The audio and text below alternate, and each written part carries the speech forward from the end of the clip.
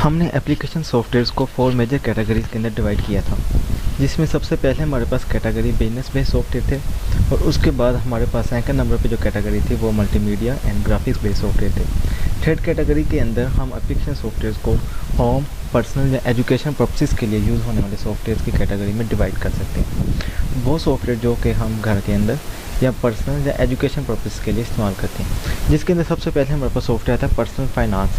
Personal finance वो software है, application software की टाइप है, जिसके अंदर हम पर्सनल फाइनेंस को मैनेज करते हैं, जैसा कि अपनी इनकम को, अपनी सैलरी को इस तरीके से मैनेज करते हैं कि अपनी घरेलू ज़रूरियात को ईज़िली और एफिशिएंटली उसको मैनेज कर सकें अपनी सैलरी को।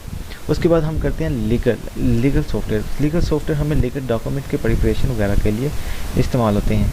इसको भी हम पर्सनल पर्पसेस के लिए यूज़ करते हैं। वो तमाम डॉक्यूमेंट जो कि लीगल डॉक्यूमेंट होते हैं उनको हम खुद से प्रिपेयर कर सकते हैं। टैक्स प्रिपरेशन, ये सॉफ्टवेयर हमें टैक्स की कैलकुलेशन में फैसिलिटी करते हैं। टैक्स की हम इसके अंदर मुख्तलिफ रेशोज़, मुख्तलिफ तरह के रिक्वायरमेंट्स वगैरह एज इनपुट देते हैं और उसके बाद हमें ये टैक्स प्रिपेयर करने में हेल्प आउट करते हैं। क्लिप आर्ट, इमेज गैलरी वगैरह को मैनेज करने के लिए, इमेजेस वगैरह को, home digital landscape, home design, इस सॉफ्टवेयर को यूज़ करते हुए हम अपने होम डिज़ाइन को प्रिपेयर करते हैं, होम के मुख्तलिफ तरह के स्ट्रक्चर्स को डिज़ाइन करते हैं।